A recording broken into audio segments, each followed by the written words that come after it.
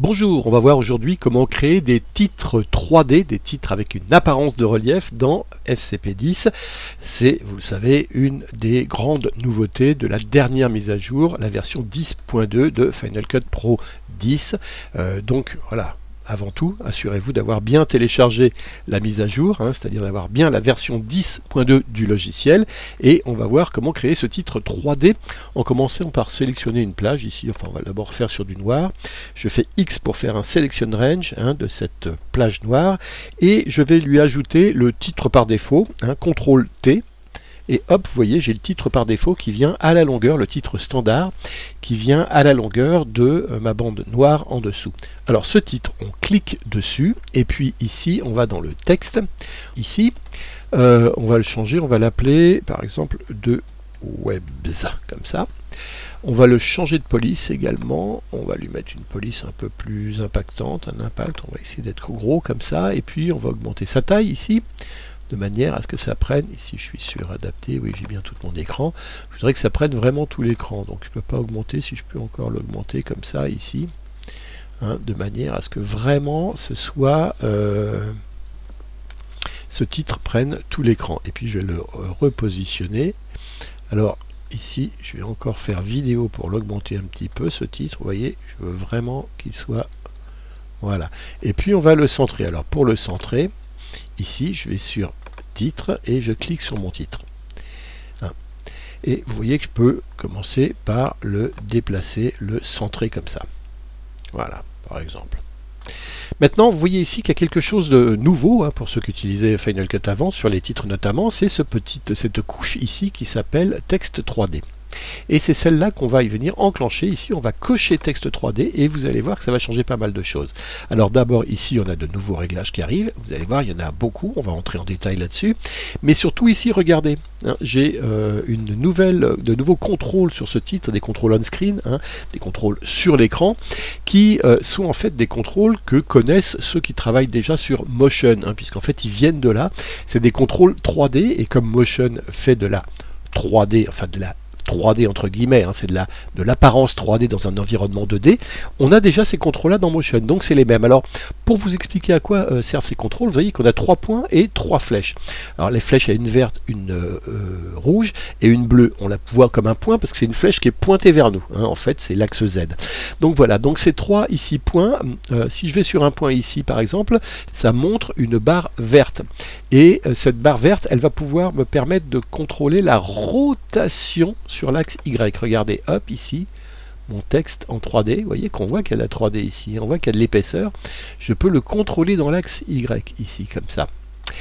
Après, si je vais sur le point du haut ici, ça met en place, ça fait apparaître une roue rouge qui, elle, permet une rotation sur l'axe X. Regardez, cette fois-ci, la rotation, c'est dans l'axe X, dans l'axe horizontal ici. Hop, je peux me permettre de faire monter comme ça le texte. Et enfin, ici, ça va être la rotation dans l'axe Z, à savoir, hop, je fais tourner ici, comme ça, ma 3D. Essayer de la remettre bien en place. Voilà. Si j'appuie sur la touche Maj et que je fais de la rotation, ça va avancer 25 degrés par 25 degrés. 45 degrés par 45 degrés, pardon. 45, 90, voilà, hop, 45 degrés par 45 degrés, quel que soit l'axe. Ici, vous voyez, hop, si je veux descendre 45 degrés, voilà, je monte. Ensuite, nos flèches ici, elles servent non pas à faire tourner, mais à déplacer. Alors regardez, si je veux le déplacer ici, avec la flèche rouge, je vais le déplacer horizontalement, mon texte, voilà, je vais me permettre de le centrer, verticalement avec la flèche verte. Et dans l'axe Z, c'est-à-dire je le rapproche ou je l'éloigne de nous avec la flèche ici bleue. On voit comme un point, mais là, vous voyez, j'éloigne le texte de nous, et là, je le rapproche. Voilà comment on manipule un texte 3D avec les contrôles on-screen, les contrôles d'écran, maintenant dans Final Cut Pro 10. Ça, c'est vraiment des réglages qui avant n'étaient que dans Motion. Maintenant, on va voir comment personnaliser ce texte 3D. Alors, il y a pas mal de paramètres. On va commencer par regarder ici dans 3D. Alors, vous voyez, il y a plusieurs couches de réglages. Et puis, ces couches ici, on peut les afficher ou ne pas les afficher, ou les masquer.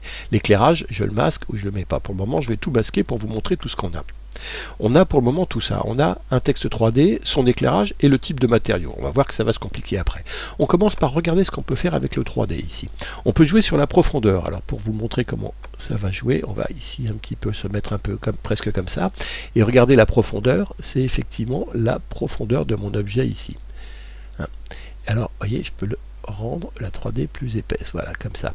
Le sens de profondeur, en fait, c'est soit centré, c'est-à-dire qu'en fait, quand j'ajoute de la profondeur, j'ajoute, regardez, autour d'un axe qui est le milieu, qui est ici, le rectangle le blanc, et j'ajoute à gauche et à droite, donc c'est centré autour de ce rectangle blanc qui est le plan sur lequel était mon texte 2D, mais par contre, je peux soit avancer, auquel cas, regardez, ça va avancer devant mon texte 2D, ici, la 3D, soit reculer. Voilà, là c'est plutôt en arrière. Voilà. Donc on va choisir d'être plutôt en centré. Et puis ensuite on a quoi? On a le poids. Alors le poids, en fait, ça grossit ou ça amincit les lettres. Alors il faut que je revienne plutôt comme ça pour que vous le voyez mieux. Donc on va se mettre comme ça. Et regardez le poids.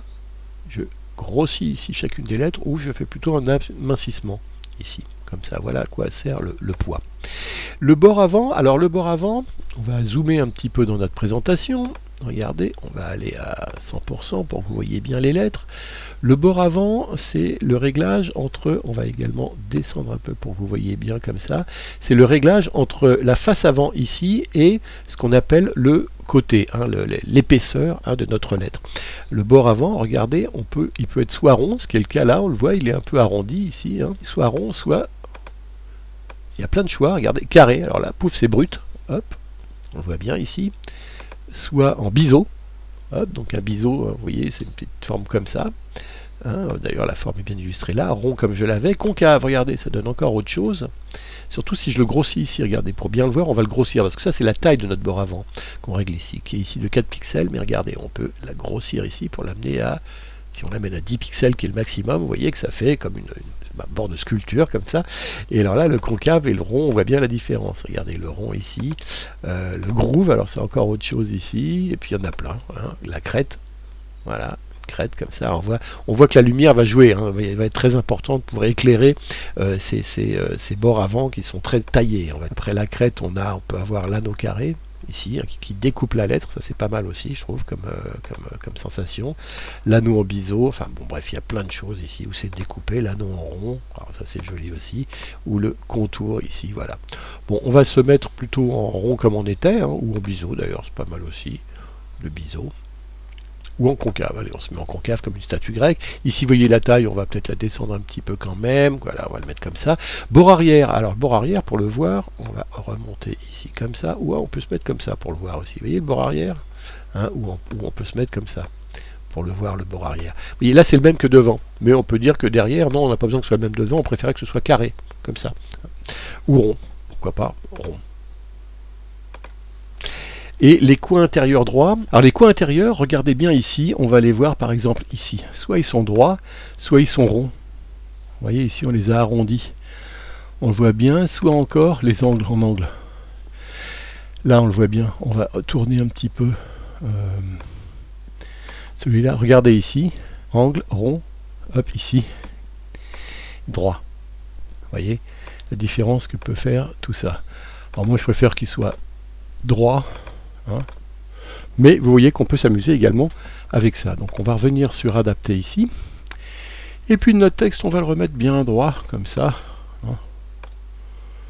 Hop. Oh, on s'en fout un peu en fait. Voilà. Alors on a fait le tour ici un petit peu de tout ce qui était les réglages du texte lui-même. Maintenant on va en venir, on va sauter l'éclairage, hein, on va aller sur le matériau. On va choisir le matériau et qu'on va mettre, la texture qu'on va poser sur ce texte. Hein. Et par défaut c'est un simple matériau, c'est du plastique blanc. Regardez, si je fais afficher ici, on voit ici la facette élémentaire, c'est un côté plastique blanc, vous voyez, substance plastique, brillant, type de couleur blanc. Mais on peut le changer. Alors comment? On peut notamment ici, regardez, on clique au milieu de ce petit rectangle blanc, cette petite genre de petit chewing-gum carré, et on a une liste qui apparaît. On peut choisir du béton, du bois, des divers, du marbre, du métal, pansement, papier, peinture, enfin on a plein de choix. Par exemple, on va aller chercher un tissu, on va prendre un tissu, un cuir rouge ici. Bon, la position également, regardez ici, en X, je peux changer les points de position. Bon là comme c'est un petit peu pareil, mais je peux aussi changer l'échelle, regardez. Donc, grossir les points, faire quelque chose de plus détaillé comme ça, ou au contraire de plus loin. Et je peux faire aussi une rotation. Alors ça c'est pas intéressant là-dessus, mais par exemple, je suis en cuir rouge, je peux changer ici si je me mets sur un plaid ou sur un pois ou sur sisal par exemple. Ben, vous voyez que là, la rotation, elle peut être utile. On peut s'amuser à le mettre de travers complètement, le sisal, comme ça, au lieu qu'il soit droit. Hein, et son échelle également peut jouer ici comme ça, on peut être plus ou moins gros. Voilà, on peut également, par exemple, on va aller chercher un métal. On revient ici et on va faire métal et on va prendre du nickel par exemple. Et alors vous voyez que le nickel, j'ai une autre couche qui est venue ici, j'ai la substance, un métal, nickel, donc je peux jouer sur la brillance, vous voyez ici, il est plus ou moins brillant, là ça se voit, sur son épaisseur également. Hein. Mais on peut également, vous voyez une autre couche qui est venue, c'est une couche de peinture. Je peux dire soit sur une peinture réfléchissante, soit je suis sur un aquarelle, et c'est complètement autre chose, soit sur une peinture texturée comme ça, soit je suis sur une peinture lisse. On va revenir sur la peinture réfléchissante. Je peux jouer sur ça. Je peux faire une tâche d'impression métal ou différente, velours, teinté. Enfin, j'ai plein d'options différentes ou électriques comme ça. Je peux jouer sur des couleurs avec l'électrique. Alors, je peux me dire, par exemple, ça part de là et ça va là. Vous voyez, comme ça, comme j'ai joué là-dessus. En fait, ce qu'il faut savoir, c'est qu'on ajoute plein de... Il y a plein de calques qui peuvent s'ajouter à la structure de départ. On peut aussi partir de zéro hein, pour créer notre truc. Alors, on l'enlève complètement, la substance de métal, et puis la peinture aussi, on l'enlève. Donc, on la sélectionne et on fait Delete. Là, j'ai tout enlevé. Donc, vous voyez, du coup, j'ai plus rien. On voit plus rien parce qu'il n'y a plus aucune texture ajoutée sur ce texte. Donc, on me demande d'ajouter un calque. Vous voyez, vous allez voir à quoi vont servir mes calques. En fait, mes calques, j'en ai plusieurs. J'ai la substance, la peinture, la finition, déprédation et maître. Alors, on va les regarder. On commence par substance et on va aller chercher, on a dit, un métal. Donc voilà, je suis sur mon métal qui est de l'aluminium ici, type aluminium. On va mettre type acier. Et maintenant, on va ajouter un calque et on va mettre finition. Et je vais mettre ici une finition en brossé, hein, en acier brossé. Et vous voyez donc ça change un petit peu le look hein, et la réflexion, l'éclat. Bon, j'ai des paramètres ensuite, la profondeur du brossage. Et au lieu de brosser, ça pourrait être poli, voilà, ou émaillé, ou spéculaire, personnalisé, c'est encore autre chose. Moi, j'aimais bien le brossé, donc on va le mettre en brossé comme ça, notre acier, et regardez les réflexions qu'il y a dessus, hein. C'est assez intéressant, on va y venir. On finit quand même avec nos calques, on a ajouté un calque, une finition, une substance, on en est content, on peut encore ajouter autre chose, on a dit c'est la peinture, donc on va faire une peinture, par exemple réfléchissante, ce qui va nous donner ça. Alors l'éclat, on peut le descendre, hein, ou le monter ici, comme ça, vous voyez, l'opacité, on peut pas la mettre, hein. Donc voilà, on va mettre un tout petit peu de peinture réfléchissante pour voir un petit peu ce qu'on peut faire avec, et du coup on peut aussi changer la couleur, hein. Donc avoir une couleur plus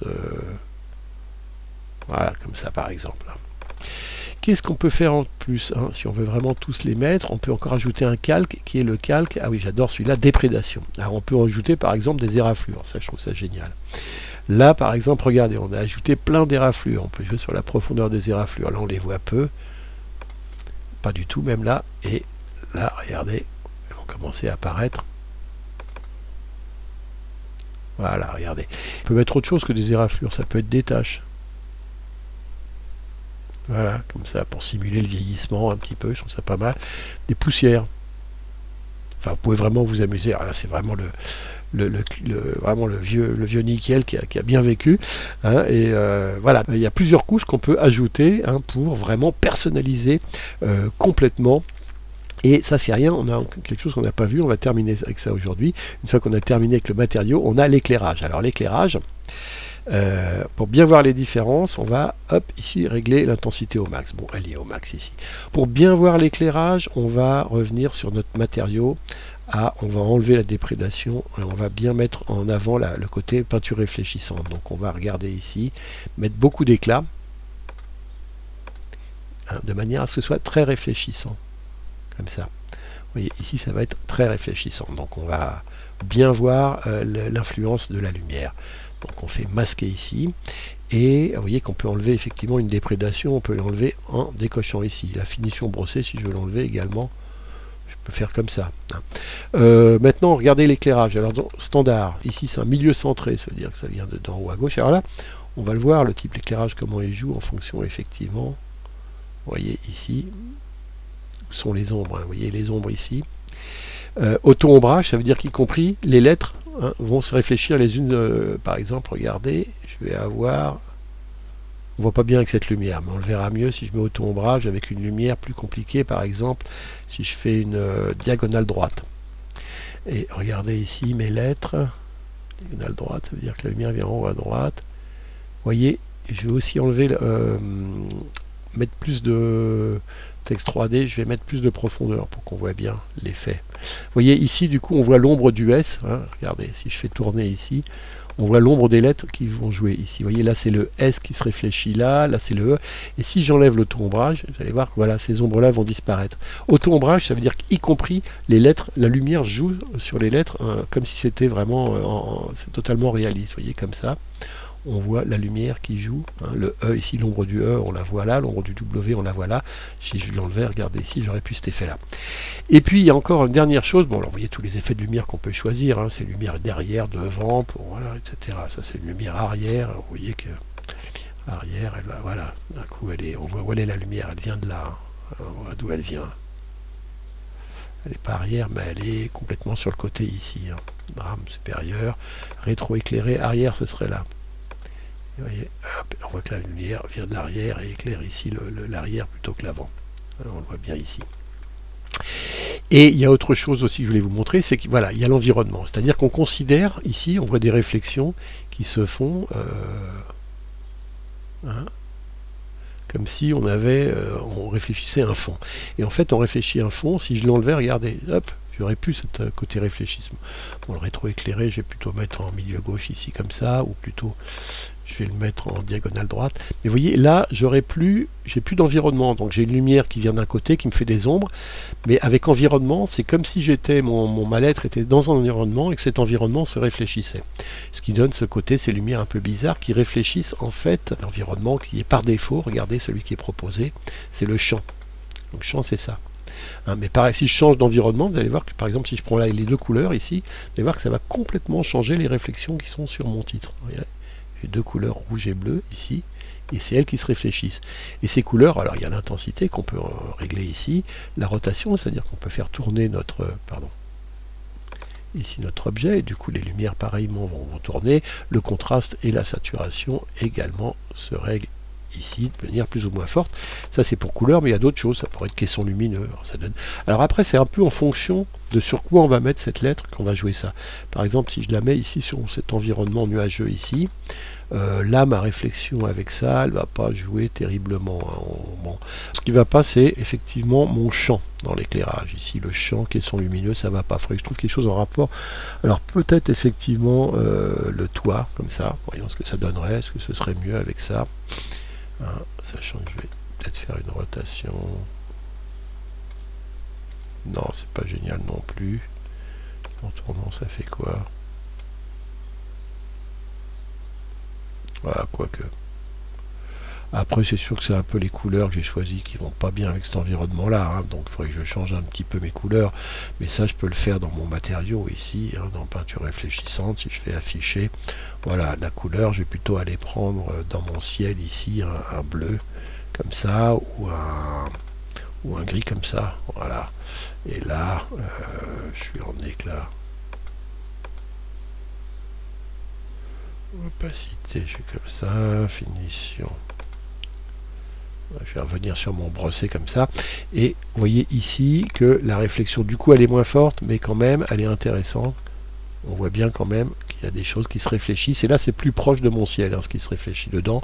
Donc voilà, j'ai choisi l'environnement qui correspondait un petit peu le mieux. Hein, ici, l'environnement toit. Encore une fois, je peux jouer sur sa position ici, le contraste, plus ou moins fort, et la saturation, plus ou moins forte également, pour voir la rotation ici. Voilà, on a bien fait le tour de ce qu'on peut faire avec les titres en 3D. On continue dans le prochain tutoriel, on verra comment les sauvegarder, comment créer nos propres modèles, comment utiliser les titres 3D proposés dans la bibliothèque de FCP10 et également comment faire des animations hein, avec des titres standards 3D comme ça. Mais vous voyez maintenant tout ce qu'on peut faire dans Final Cut Pro 10 hein, qu'on ne pouvait pas faire dans la version précédente, c'est assez impressionnant. Voilà, merci et à bientôt.